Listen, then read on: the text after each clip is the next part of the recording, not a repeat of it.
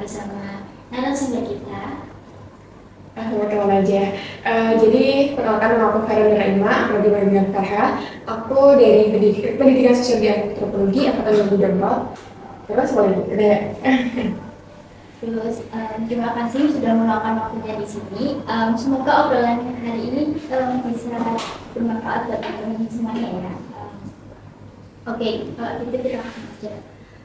Kalau ngomongin soal mahasiswa yang aktif kuliah sekaligus aktif organisasi nih, menurut kamu ini kondisi yang umum banget nggak sih?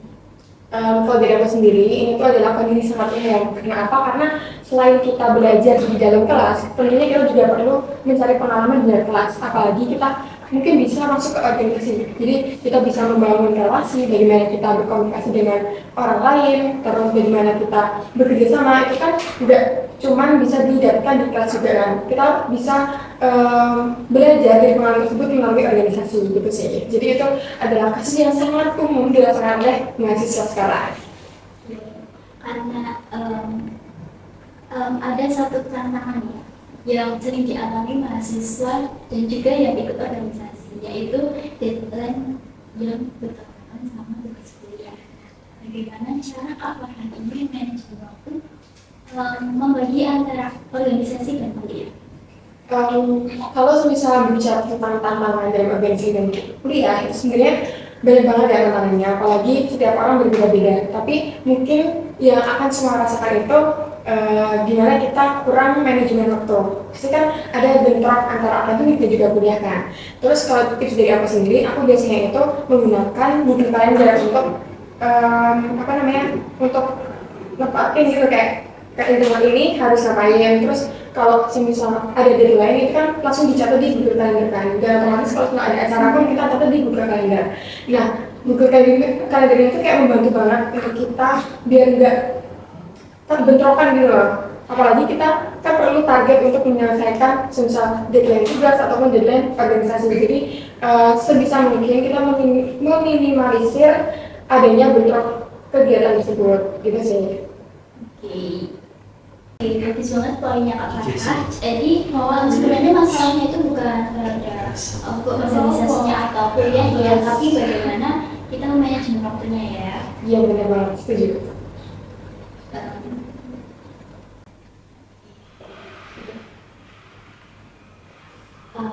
Tapi nih, kadang kalau kita udah manajemen waktu, udah tahu, tapi di banyaknya kegiatan itu mungkin kita kelelahan atau burnout. Bagaimana cara meminimalisir itu? Sebenarnya itu tuh gampang banget cara meminimalisir tersebut. Kayak kita harus tahu kapasitas diri sih sebenarnya.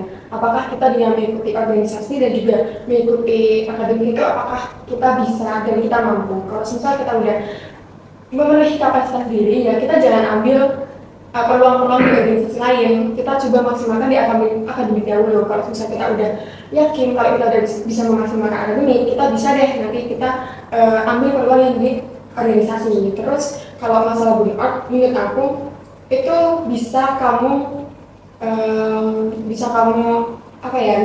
minimalisir dengan bagaimana cara kamu merecharge energi kamu gitu loh. Kan kalau dari aku sendiri, aku kan adalah orang yang extrovert. Jadi aku kalau misalnya stres atau lagi pusing dengan hal-hal yang lainnya, aku tuh harus banget ketemu sama orang lain. Dan itu adalah cara aku biar aku tuh nggak merasa stres sendiri gitu loh. Kalau misalnya aku sendirian, aku bakal merasa kayak pusing banget, kayak akademik dan organisasi gila nih. Tapi dengan ketemu orang lain, aku bisa nge-recharge energi aku. Jadi buat teman-teman yang mungkin merasa pusing atau merasa burnout, kalian coba cari kegiatan yang bisa mengembalikan energi kalian gitu sih. Jadi walaupun burnout harus tetap. Jadi kuncinya tuh ke kapasitas diri dan kamu. Yes, benar-benar. Itu penting banget sih menurut aku. Kalau pertanyaan selanjutnya nih, kan Kak Farha itu udah mengikuti banyak kegiatan organisasi. Bagaimana caranya memilih organisasi atau kegiatan yang cocok untuk diri kita dan itu tuh bisa membangun diri kita jadi lebih baik? Kalau tentang itu mungkin kita harus menyamakan passion kita dulu sih. Selain passion, kita juga harus menyamakan minat sama bakat kita. Kalau semisal kita udah menyamakan itu, baru kita bisa mencari kegiatan apa atau organisasi apa yang mungkin cocok sama diri kita sendiri. Terus selain itu perlu juga yang namanya kita harus tahu tujuan kita. Kalau misalnya kita mengikuti sebuah organisasi, tapi kita nggak tahu tujuan kita, kayak kita mengikuti organisasi tersebut itu untuk apa, mencari apa, itu sama aja kayak kita mengikuti dengan sia-sia gitu loh. Karena kita nggak tahu kita mau mencari apa dari organisasi tersebut. Nah, kalau misalnya kita udah menemukan passion, udah menemukan minat, bakat, terus kita juga udah ada tujuan untuk mengikuti organisasi, itu nanti kemungkinan besar akan outputnya itu akan berimpact kepada diri kita sendiri, gitu sih. Menurut aku. Berarti kayak organisasi, masuk sebuah organisasi harus tahu tujuannya, Yes, visi-visi dari organisasi tersebut sesuai apa, nggak sama kita ya. Oke. Terus kalau misal di sebuah organisasi mungkin kita ada bentrokan atau apa gitu, bagaimana cara kita untuk problem solving hal tersebut gitu? Kalau ada bentrokan mungkin kita bisa memecahkan masalah tersebut itu dengan cara komunikasi sih. Karena kalau misalnya kita udah mentok banget nggak bisa untuk diatur dengan sedemikian rupa, kita mungkin bisa komunikasi ke teman kita yang di organisasi. Karena perlu diingat bahwasanya kita sebagai mahasiswa itu kan pasti tujuan utamanya untuk belajar kan, bukan untuk organisasi. Bukan malah kebaliknya, organisasi dulu baru akademik. Itu sebenarnya adalah prinsip yang salah banget. Karena kita mahasiswa tuh harusnya belajar dulu gitu loh, baru nanti kita fokus ke organisasi. Nah, kalau kita ada bentrok, mungkin kita bisa komunikasi sama partner kita. Karena di setiap organisasi sendiri itu pasti ada yang namanya integritas, di mana integritas itu kayak modal moralnya para anggota organisasi gitu loh. Apalagi kalau soal masalah komunikasi, karena semua kunci itu kan ada di komunikasi ya. Kalau misalnya kita ada komunikasi, kita udah coba obrolin, itu nanti pasti ada yang namanya jalan keluar. Terus mungkin dengan adanya bentrok itu bisa ke backup sama teman kita gitu sih. Kalau misal di organisasi tersebut ada orang yang apa ya, bilang ke kita kalau kita tuh lebih mentingin kuliah akademik, terus kayak jadi melupakan organisasi gitu, padahal tuh enggak gitu. Nah, itu kan jadi toksik ya. Nah, gimana cara mengenalin dari awal organisasi atau kumpulan orang-orang yang kayak toksik gitu dari awal? Sebenarnya kita bisa menjauh gitu loh dari orang yang toksik kayak gitu. Cuma kembali lagi, kalau misal kita terpaksa mengikuti organisasi tersebut, kita lihat nggak usah mikirin apa kata orang gitu loh. Karena kalau misal kita ditawari nih di organisasi kayak kamu ambil job ini ya, kamu harus mau, itu kan secara nggak sadar kita kan dipaksa untuk melakukan hal itu, sedangkan kita nggak passion untuk melakukan itu kan. Nah, itu termasuk ke lingkungan yang toksik juga. Cuma kembali lagi, harusnya setiap anggota organisasi itu mengetahui latar belakang dulu gitu loh, kayak kamu sibuknya apa, terus kamu kira-kira passion nggak di sini, terus kamu minat nggak di sini gitu loh, kayak komunikasi antara aku dan kamu gitu, kayak dua belah pihak itu tuh perlu banget. Makanya di setiap organisasi itu selalu mengedepankan yang namanya komunikasi juga. Karena kalau semisal kamu terlalu maksain diri sendiri tapi kamu nggak passion sama di organisasi tersebut, ya nanti yang bakal kewalahan kamu sendiri gitu loh. Jadi sebenarnya di organisasi itu nggak apa-apa kalau misal bilang enggak dan juga menolak, karena ya kita manusia, sebagai manusia aja gitu loh. Kita bukan robot organisasi yang harus selalu menuruti apa kata atasan gitu sih. Kalau tadi cara memanajemen antara kuliah dan organisasi, nah, misal kita udah memprioritaskan kuliah sama terus organisasi. Nah, kan kadang kita juga manusia ya, butuh hidup, butuh refreshing. Bagaimana kalau kuliah terus organisasi itu udah ngabisin 24 jam di hidup kita? Nah, itu gimana cara kita menikmati hidup? Mungkin kembali lagi ke topik yang tadi ya, kita kan manusia, kita kan juga butuh waktu istirahat. Apalagi kita harus fokus di akademik dan juga di organisasi, dimana kedua hal tersebut itu udah memakan waktu kita banget. Kayak kita dari pagi sampai sore kita harus fokus akademik, tapi nanti malamnya harus rapat. Itu kan bener-bener padat banget dalam satu hari kan. Tapi perlu banget dan penting banget untuk kita tuh aware dan care sama diri sendiri.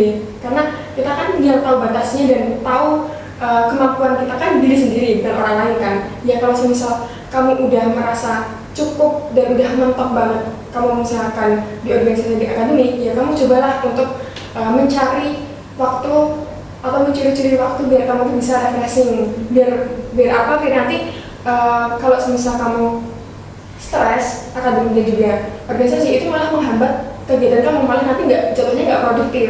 Makanya penting kamu tuh harus care sama diri sendiri dulu, baru nanti kamu meluangkan effort kamu kayak tenaga, pikiran, uang dan lain sebagainya ke organisasi dan juga akademik gitu sih. Jadi gitu ya guys. Selain kuliah dan organisasi, kalian juga harus mikirin diri kalian sendiri. Gitu. Oke, jadi kesimpulan dari podcast hari ini kayak sebelum ikut organisasi kita harus tahu kapasitas dan diri kita sendiri, kayak bakat kita apa, potensi kita apa gitu. Selain itu kalau di organisasi kita harus memperdalam komunikasi gitu ya, untuk memanajemen antara kuliah dan organisasi. Mungkin kita harus tahu prioritas kita dulu ya tuh, karena kita di kuliah kan otomatis prioritasnya kuliah ya, di akademik tuh, lalu ke organisasi. Mungkin tips-tipsnya atau tools selain Google Calendar apa lagi? Sebenarnya aku kalau utamanya aku pakai Google Calendar ya, sama kayak notes gitu di HP, karena kita kan selalu bawa HP dan otomatis alat yang selalu kita bawa, terus yang gampang kita bawa itu kan HP juga kan. Jadi otomatis kalau misal dalam satu hari kita itu ada beberapa kegiatan, kita bisa langsung lihat di HP. Terus selain itu aku juga biasanya tuh ada target harian, kayak misal hari ini aku harus mengerjakan apa, hari ini aku harus menyelesaikan apa, terus hari ini aku harus ngapain, itu kayak udah tercatat gitu. Jadi di setiap harinya kayak udah terstruktur, kayak hari ini aku ngapain dan mau ngapain gitu sih. Dan itu emang mungkin itu sepele buat orang lain, cuma itu sangat berguna banget buat kita yang ikut organisasi dan juga aktif di akademik gitu sih. Jadi sehari-harinya pakai HP. Iya, pakai HP. Jadi lebih praktis ya. Benar. Mungkin ini satu pertanyaan yang menarik. Menurut Pak Farhan itu ikut organisasi apakah membantu kita dalam kegiatan akademik juga gitu?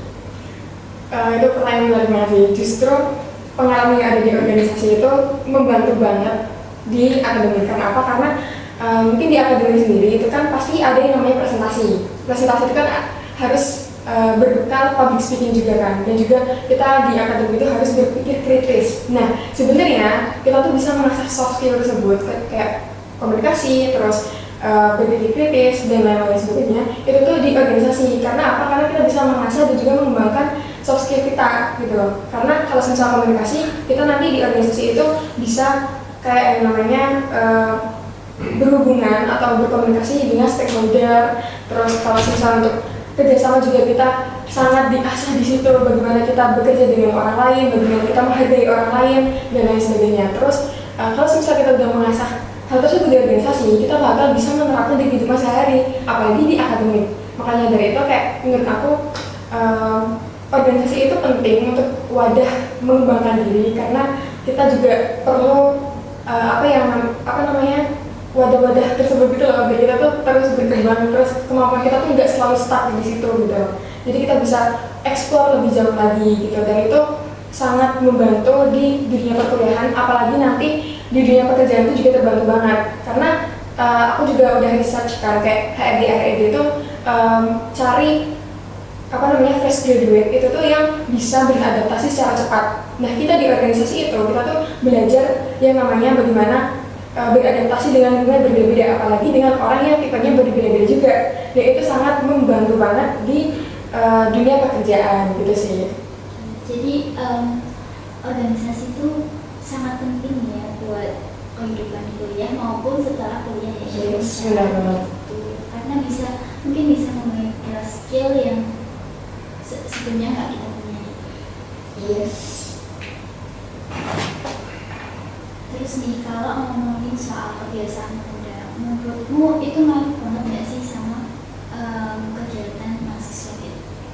Sebenarnya kalau tentang menunda itu sangat amat berpengaruh banget sih. Kenapa? Karena itu mungkin sepele ya, tapi itu sangat krusial. Kalau misalnya kita menunda satu kegiatan aja, itu nanti bakal merusak schedule yang selanjutnya. Otomatis kita akan ada bentrok dan juga malah menumpuk tugas-tugasnya. Terus menurut aku fondasi yang penting itu adalah ada 3 fondasi penting dalam mengikuti organisasi dan juga menjelaskan akademik. Yang pertama itu adalah respect to time, yang kedua adalah respect to system, yang ketiga itu respect to people.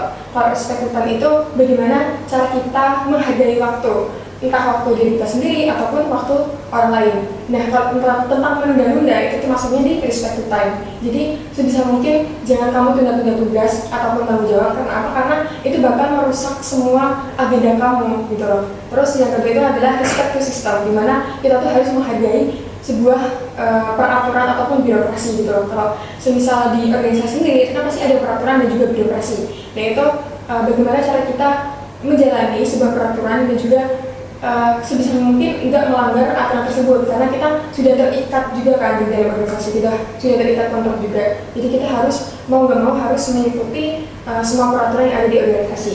Terus yang ketiga itu ada yang namanya respect to people, dimana kita cara kita untuk menghargai orang lain gitu kan, dan itu penting banget. Kayak kita tuh sebenarnya tuh nggak boleh fokus ke diri sendiri, tapi kita juga harus fokus ke orang lain. Kalau misalnya kita menunda kayak nggak bisa datang tepat waktu dalam rapat ataupun yang sebagainya, itu sama aja kita kayak nggak respect to people dan juga nggak respect to time, karena waktu itu berharga untuk orang lain dan juga untuk diri sendiri. Jadi kalau bisa jangan menunda pekerjaan kalian, karena sekali aja kalian menunda semuanya akan hancur gitu loh. Udah kita susah-susah bangun, udah kita susah-susah buat, jadi itu menurut aku bakal ngaruh sih. Cuma kalian harus melakukan konsekuensi tersebut. Kalau misalnya kalian udah buat dengan konsekuensi yang udah kalian terapkan, tapi kalian belum menjalankan konsekuensi tersebut, ya sama aja dong, kalian gak akan berubah dong gitu, gak akan berkembang juga gitu.